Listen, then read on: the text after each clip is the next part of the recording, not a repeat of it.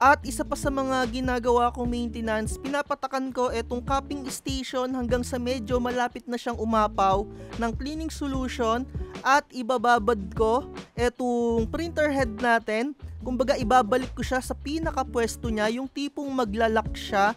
At ginagawa ko to mga tropa, yung tipong mag-out of town ako, halimbawa 3 days ako mawawala sa bahay, 4 days or 1 week.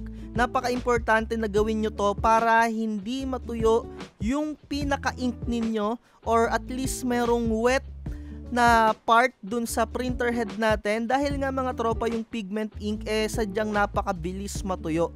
Talagang gawin nyo to kung kayo ay aalis or hindi kayo magpiprint ng matagal. I-monitor nyo lang maigi or pagkabalik ninyo printer cleaning kayo kagaya ng mga ginawa natin, ulitin nyo lang yung mga process na ginawa ko. At isa pa sa mga maintenance na ginagawa ko, etong part na to, kumukuha lang ako ng tissue at pinapatakan ko ng cleaning solution. Etong pinupunasan ko na part, dito bumabagsak yung mga sobrang ink na gine-generate ng ating printer head or kapag ka nagpiprint tayo. Medyo sa pagkakaalam ko, foam etong part na to, etong medyo nagkukulay itim. Hindi ko alam kung merong replacement neto or kung tatanggalin natin to, merong tayong mabibili na pangbalik. Pero kailangan nyo tong punasan kasi dati na experience ko dun sa aking dye ink, medyo may mga ink na sumobra dito or may nag-spill na ink. Kaya naman every time na magpiprint ako, may mga sumusobra na ink or may mga smudge na ink and nagtataka ako kung saan galing and nakita ko dito pala sa part na to yung ating sumusobra na ink ay talagang minsan nag-i-smudge siya kung medyo basa yung ink na to at kung tumatama sa ating mga media or papel. Next naman natin, etong disencoder na tinatawag. Makikita nyo lang to kapag binuksan ninyo yung cover ng inyong mga printer, pinupunasan ko lang siya gamit ang tissue.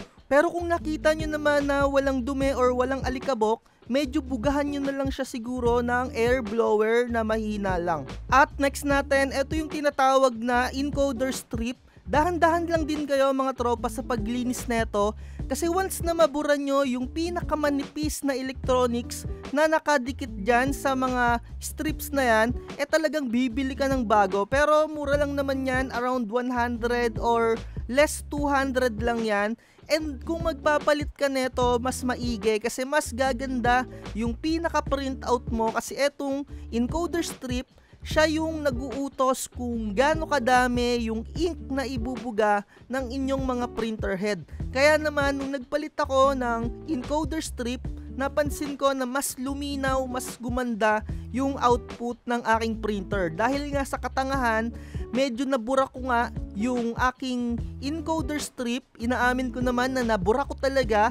Kaya naman, nung pinalitan ko siya, na-encounter ko na gumanda talaga yung output. Kung hindi nyo naman papalitan, make sure lang na kung lilinisan nyo siya, huwag nyo siyang masyadong didiinan yung paglinis. And kung tatanungin nyo naman ako kung kailan kayo maglilinis ng encoder strip, depende sa mga trip nyo mga tropa. Pero ako naisipan ko lang talaga siyang pagtripan nung mga nasa around 40,000 prints na etong printer natin. Kaya naman ngayon, binubugahan ko na lang siya ng air blower para hindi ko na siya matanggalan nung pinaka wire niya na maninipis dun sa encoder strip. Medyo natakot na ako kasi ang tagal din ng shipping kapag bumili ako ng encoder strip, galing pa siya sa China, and kung dito tayo bibili sa mga local 600 na, napakalaki ng patong. Kaya kung hindi kayo sure sa gagawin ninyo, huwag nyo na siyang ipagpatuloy kasi mamaya baka wala pa kayong printer na magamit. At kung yung mga printer nyo naman ay may scanner, kapag nagsiserox kayo or ginagamit nyo yung ADF, may nai-encounter kayo na guhit na kagaya ng ganito. Dun sa pinaka-original ninyo, wala namang guhit, pero dun sa pinaka-output, mayroong unwanted lines. Ganito lang yung gagawin ninyo, kailangan nyo lang linisan dito na part kung saan nakikita nyo sa video natin. Wala kayong ibang gagawin dito, pwede nyong punasan gamit tissue or kung ano man na pangwalis yung meron kayo. Kasi baka mamaya merong mga buhok or balahibo ng alaga ninyong pusa or aso na dumikit dito sa part na to. Kaya naman kapag nag-i-scan tayo, nagkakaroon ng unwanted lines at isa rin sa mga dahilan na baka madumi din yung inyong encoder disk. So syempre etong ADF ninyo punasan nyo din or walisan ninyo or bugahan ninyo ng air blower para walang mga alikabok na namumuo. So napakadali naman yan, alam nyo na maintenance yan, na make sure lang na walang mga alikabok. At dito naman tayo sa part na isa sa mga maintenance or isa sa mga mahalagang bagay din na ginagawa dapat natin sa ating printer, ito yung pagre-reset. Mga tropa, kung wala pa kayong idea sa mga Epson printers natin, dadating yung time or around 7,000 prints or 7,500 na prints, hindi nyo na magagamit yung printer ninyo or mag-i-stop na siya. Kasi ayan yung isa sa mga safety mechanism ni Epson or safety program, hindi siya magpiprint kasi kailangan nyong i-reset para naman malinisan ninyo yung inyong waste ink tank or waste ink pad kung wala kayong mga external, and kung meron man kayong mga external waste ink tank, kailangan nyo pa rin siyang i-reset. Kagaya nga ng sinabi ko, etong pagre-reset, isa to sa mga safety precaution neto ni Epson para hindi masira yung inyong mga board or para hindi umapaw yung ink dun sa inyong waste ink tank. Ano ba yung waste ink tank? Dun lang naman napupunta yung mga sobrang ink na kapag nagpiprint kayo. Kagaya kapag nagpipintura kayo sa pader, may mga nalalaglag na ink sa lapag, kaya nilalagyan nyo ng dyaryo usually. Dito naman sa printer natin, ito yung tinatawag na waste ink tank.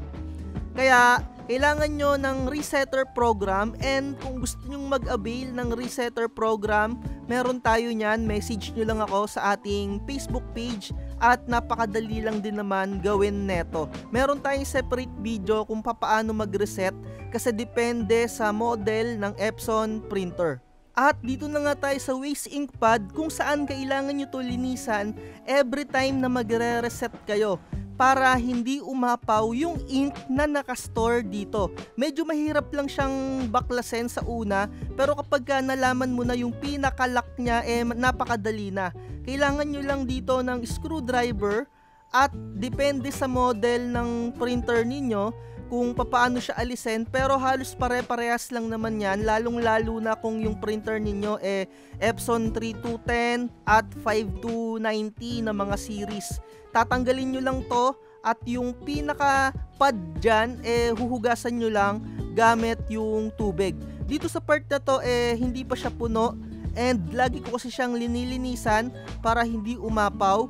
And etong printer ko na to ay Epson 3110, hindi ko siya nilalagyan ng external waste ink tank. Kaya okay lang to dahil kapag dye ink ka, hindi naman madalas mag print head cleaning. So kung hindi ganun kadami yung piniprint nyo araw-araw or linggo-linggo, halimbawa nai-stuck yung inyong mga printer at hindi kayo nagpiprint kada linggo or umaabot ng isang buwan, eto yung gagawin nyo, no, at least once a week. Kapag pigment ink kasi yung gamit nyo, no, laging natutuyuan yung inyong mga printer head at nagkukosyon ng pagbabara. Kaya yung mga printout nyo after ng mga 1 week nang hindi kayo nagpiprint, merong mga blanco-blanco. So gagawin nyo, no, mag-head clean kayo at least once a week. Right click nyo ito, yung inyong, kung ano yung mga printer ninyo, head clean lang kayo. Syempre bago kayo mag head clean, make sure na naka-open yung inyong mga printer.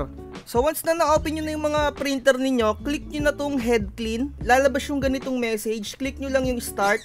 Sa mga beginner, no, lagi nyo itong gagawin. Pero sa mga marunong na, alam nyo naman na siguro kung paano i-maintenance yung inyong mga printer. Pero kung hindi nyo pa alam, ganito yung gagawin nyo. At least once a week, mag-head clean kayo. Kung hindi kayo nagpiprint ng buong linggo, huwag nyo nang paabutin ng isang buwan dahil baka mag-cause pa yan ng sobrang pagkatuyo ng ink dun sa inyong mga printer head. Baka lumala pa at masira yung inyong printer head. Napakamahal pa naman yan. Kung yung mga printer nyo naman ay ang gamit yung mga original ink, yung yung ganitong process ay hindi nyo na kailangan kung hindi kayo nagpiprint kada isang linggo dahil yung dye ink naman ay napakaganda, lalong lalo na kapag original. So gagawin nyo lang to kapag gumagamit kayo ng mga third party ink, yung mga hindi talaga original, kagaya nga netong pigment ink, sublimation. So lalong lalo na kapag sublimation kayo, lagi kayong maggaganito para hindi matuyuan yung inyong mga printer head. So antayin nyo lang tong matapos etong head clean process. Sa dye ink kasi lalong lalo na original, talagang sobrang ganda nung output niya. Pero sinasabi ko nga sa inyo, magkaiba yung paggagamitan niyan, dye ink, mga documents, at etong mga pigment ink naman pang print ng sticker. So kung wala kayong mga customer, ganito yung gagawin nyo. Head clean lang kayo at least once a week, tapos i-print nyo etong documents na to. So kung gusto nyo makuha tong documents na to, message nyo lang ako sa aking Facebook page at make sure na subscribers ko kayo, So nasa sa inyo kung ito yung gagamitin yung pang test print or kung makakakuha kayo ng iba. So eto, pwede nyong i-print yung nozzle check after nyong mag head clean. So print lang natin.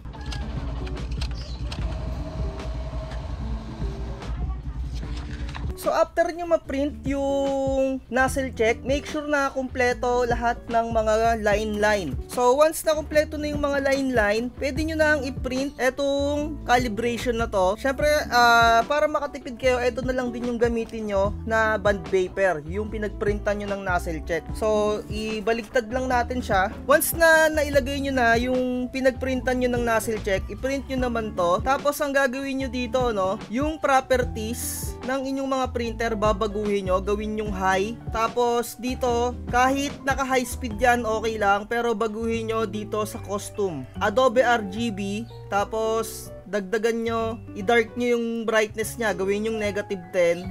Tapos yung sliding bar nya, dagdagan nyo yung magenta. Sabay i-print nyo na, okay. Tapos okay, print nyo na. So antayin natin doon, tignan natin.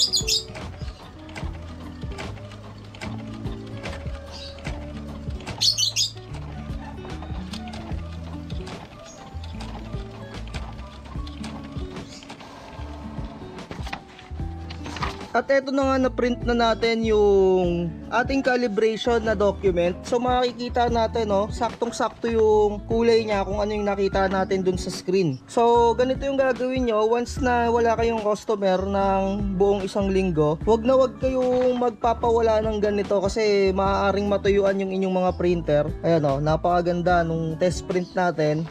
At kompleto yung ating nozzle check.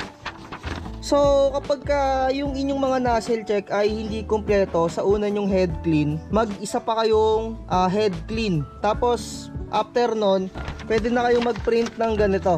Isa nga rin pala sa mga maintenance ng ating Epson printer etong tinatawag na power cleaning, which is gumagamit ito ng sobrang daming ink para ibuga or mapuwersa na maalis yung bara ng ating mga printer head. Kaya naman hindi ko masyado ina-advise sa inyo etong pagpa-power clean kasi nakakabilis din ito ng pagsira ng ating mga cupping station at mabilis kayong magre-reset every time na magpa-power clean kayo at mag-print head cleaning. Isa rin yan sa mga factor ng nakakapagdagdag ng counter dun sa ating pagre-reset, or kagaya nga ng sinabi ko, mas mabilis kayong magre-reset ng inyong mga printer kapag madalas din kayong nag-print head cleaning at lalong-lalo na kung power cleaning.